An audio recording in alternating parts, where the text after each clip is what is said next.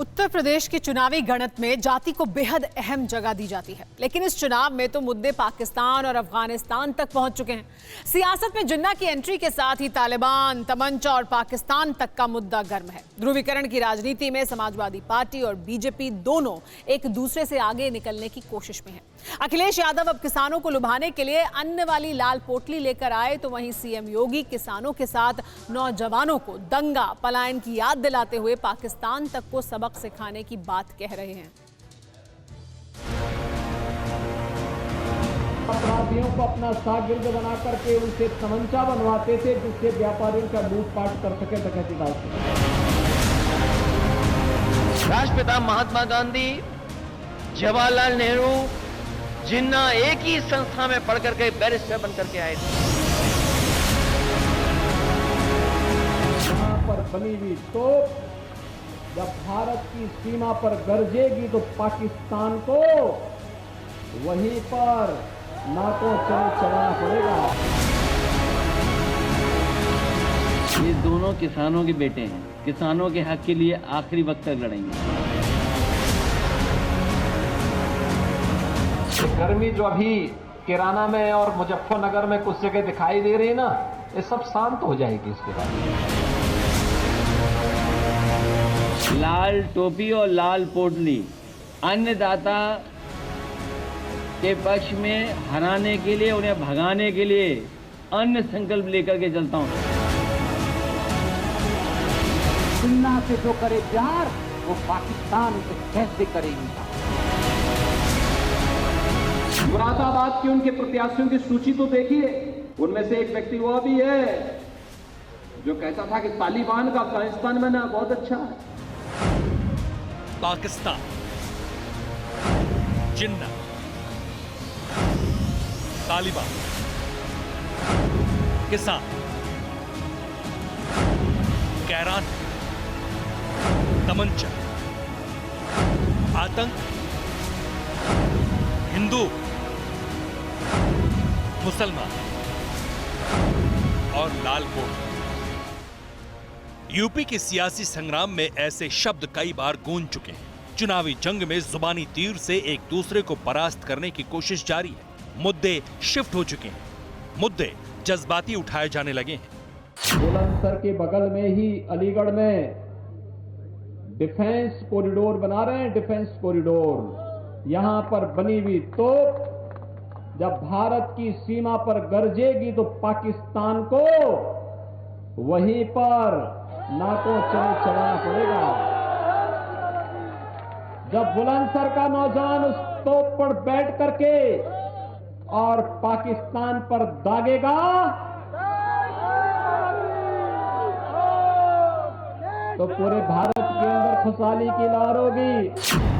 UP के चुनाव में जिन्ना की एंट्री तो बहुत पहले हो गई थी, लेकिन पाकिस्तान की एंट्री अखिलेश यादव के एक इंटरव्यू से हुई। अखिलेश ने एक इंटरव्यू में कहा था, अखिलेश यादव से सवाल किया गया कि चीन के निवेश पर आपकी क्या राय है। अखिलेश यादव ने जवाब दिया, राम मनोहर लोहिया और मुलायम सिंह यादव की इस पर स्पष्ट राय रही है। चीन हमारा असली दुश्मन है, जबकि पाकिस्तान राजनीतिक दुश्मन है। लेकिन बीजेपी लोकसभा में वोट पॉलिटिक्स के लिए सिर्फ पाकिस्तान को निशाना बनाती है। अखिलेश यादव के बयान के बाद बीजेपी ने पाकिस्तान को लेकर समाजवादी पार्टी के खिलाफ मोर्चा खोला। सबसे पहले जवाब पार्टी प्रवक्ता संबित पात्रा ने दिया था। आपका यह कहना कि भारत का असली दुश्मन पाकिस्तान नहीं है, ये तो भारतीय जनता पार्टी पाकिस्तान को दुश्मन बना रही है। मैं तो इतना कहना चाहूंगा और बिल्कुल स्पष्ट कहूंगा, चाहे अखिलेश जी बुरा माने, जिन्ना से जो करे प्यार वो पाकिस्तान से कैसे करे इनकार। अखिलेश ने बीजेपी पर ध्रुवीकरण का आरोप लगाया तो बीजेपी ने याकूब मेनन से लेकर कसाब तक के नाम को यूपी के सियासी संग्राम में उतार दिया। याकूब मेमन को फांसी हो गई है, वरना मैं बिल्कुल सीना ठोक के कह सकता हूं कि अखिलेश जी का बस चलता तो याकूब मेमन को भी नाहिद हसन के साथ चुनावी मैदान पे उतारते। शुक्र है कसाब को फांसी हो चुका है, वरना जिन्ना को तो उतारे ही थे। शारीरिक रूप से कसाब को भी स्टार प्रचारक के रूप में उत्तर प्रदेश में उतारने से झिझकते नहीं अखिलेश। पाकिस्तान पर बीजेपी हावी होने लगी तो अखिलेश यादव ने लाल पोटली से सियासी संग्राम में नया ट्विस्ट डाला। मुजफ्फरनगर किसानों को संदेश देने के लिए अखिलेश यादव ने प्रेस कॉन्फ्रेंस में अन्न की लाल पोटली निकाली और जयंत चौधरी के साथ शपथ ली। मैं पोटली लेके चलता हूँ, एक लाल वाली मैंने पहले दिखा दी थी, लेकिन मैंने ये कहा था कि हम और जयंत चौधरी जी जब दोनों आएंगे तो हमारे दोनों के हाथ में पोटली होगी। ये अन्न संकल्प के लिए हम पोटली लेके चलते हैं। यही अन्न है जो हमें और आपको जिंदा रखता है। किसान जो हमें पेट भरता है और कपड़े दे पहनाता है, उसके हक में हम दोनों लोग लगातार इसी तरह से संकल्प करते रहेंगे और लड़ाई लड़ते रहेंगे जब तक भारतीय जनता पार्टी को हटा न लें और उत्तर प्रदेश से सफाया न कर दें। पश्चिमी उत्तर प्रदेश में दो खास वर्गों को साधने की कोशिश है, जिसमें पहला किसान है और दूसरा मुसलमान। पोटली वाले मुद्दे को समझिए। पश्चिमी यूपी की 70% आबादी खेती और किसानी से जुड़ी है। 2017 में बीजेपी को पश्चिमी यूपी में 71 सीटों में से 52 पर कामयाबी मिली थी। 2017 में किसान आंदोलन जैसा कोई मुद्दा नहीं था। 2017 के विधानसभा चुनाव में बीजेपी ने कैराना से हिंदुओं के पलायन का मुद्दा उठाया था। 2022 में किसान आंदोलन की वजह से किसानों और जाटों में खाई कम हुई है। 2022 में एसपी और आरएलडी का गठबंधन भी चुनौती बढ़ा रहा है। यही वजह है कि सीएम योगी ने अखिलेश राज के दंगे और किसानों पर फायरिंग की याद दिलाई। 60 से अधिक हिंदू मारे गए थे मुजफ्फरनगर दंगे में और 1500 से अधिक हिंदुओं को जेल में बंद कर दिया था।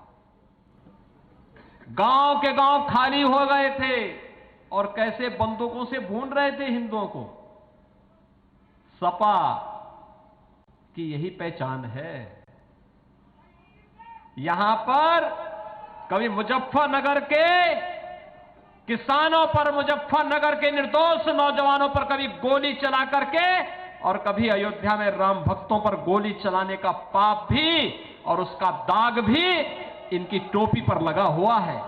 गृह मंत्री अमित शाह ने भी सियासत की नब्ज को समझते हुए कैराना से चुनाव प्रचार का आगाज किया। यही कैराना है जहां पहले से लोग पलायन कर रहे। मोदी जी की कृपा हो गई, भाजपा की सरकार बनी, योगी जी ने कानून और व्यवस्था को सुधारा है, हमें पलायन करने वाले पलायन कर गए। मुजफ्फरनगर में प्रेस कॉन्फ्रेंस में अखिलेश यादव ने पलायन पर जवाब दिया है। भारतीय जनता पार्टी अभी भी पुराने ही मुद्दे उठा रही है। उनके नेता पुराने ही सवाल उठा रहे हैं। कम से कम भारतीय जनता पार्टी को इस समय आगे कैसे बढ़ें, जहां बड़े पैमाने पे बेरोजगार हैं। आप देखिए क्या हुआ है बिहार में, क्या हुआ है अयोध्या प्रयागराज में, कितने बड़े पैमाने पे नौजवान बाहर निकल करके आए। किसकी जिम्मेदारी थी परीक्षा को सही ढंग से कराना? आरआरबी एनटीपीसी को लेकर के जो आंदोलन कर रहे नौजवान, कितना अपमानित होना पड़ रहा है उन्हें। सवाल यह है कि नौजवानों को नौकरी रोजगार मिलेगा कि नहीं मिलेगा, लेकिन भारतीय जनता पार्टी से बात नहीं करना चाहती है। आइए अब समझते हैं कि पश्चिमी यूपी के चुनाव में धर्म, दंगे और हिंदू मुस्लिम की बात क्यों हो रही है। पश्चिमी उत्तर प्रदेश में 27% मुस्लिम वोटर है, 25% दलित, जाटों का वोट बैंक 17% है, राजपूत 8%, यादव 7% और गुर्जर 4%। कैसे कैसे लोग हैं। कैराना का इनका प्रत्याशी अभी भी धमकी देता है, हम आएंगे, ये करेंगे। यानी गर्मी अभी भी शांत नहीं हुई है। योगी आदित्यनाथ उस जज्बात को जगाने की कोशिश कर रहे हैं जिसने 2017 में बीजेपी को बम्पर जीत दी थी। इसलिए पाकिस्तान को लेकर तालिबान तक की चर्चा हो रही है। एक एक उम्मीदवार के बयानों की याद दिलाई जा रही है। मुजफ्फरनगर निर्दोष हिंदू भी मारे गए, उन पे मुकदमे भी दर्ज किए गए। उन अपराधियों को ये लोग टिकट देते हैं। सहारनपुर में एक सिख विरोधी दंगा हुआ था, समाजवादी पार्टी के मुखिया उस दंगाई को गले से मिलते हैं। बुलंदशहर के अंदर भी ऐसे उन्होंने किया,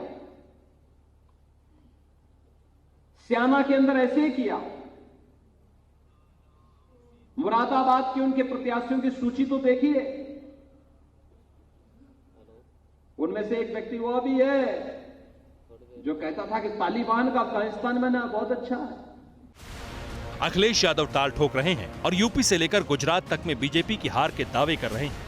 हर वर्ग के लोगों ने मन बना लिया है कि समाजवादी गठबंधन के साथ जो लोग हैं उनकी सरकार बनने जा रही है। अगर असली सरप्राइज कहीं से आएगा तो वो गुजरात से, क्योंकि यूपी के चुनाव के बाद वहां चुनाव होने हैं। राष्ट्रपिता महात्मा गांधी के मारने वालों को, हत्या करने वालों को सम्मान करने वाले लोगों को सबक सिखाने का काम जनता करेगी। उत्तर प्रदेश के मुख्यमंत्री योगी आदित्यनाथ ने भी एक ट्वीट किया, चोला समाजवादी प्लस सोच दंगावादी प्लस सपने परिवारवादी बराबर तमंचावादी। अपने भाषण में भी योगी लगातार तमंचा शब्द का इस्तेमाल करते रहे हैं। कोरोना धर्म नहीं देखता, जात नहीं देखता, अमीर गरीब ऊंच नीच नहीं देखता। कोरोना सिर्फ मौका देखता है, लेकिन आप उसे मौका मत दीजिए। बस इतना कीजिए, जब कभी दफ्तर से, बाजार से घर लौटिए तो इतना ख्याल जरूर रखिए कहीं आपके साथ कोरोना आपके घर तो नहीं जा रहा। भूलिए मत, कोरोना अभी जिंदा है।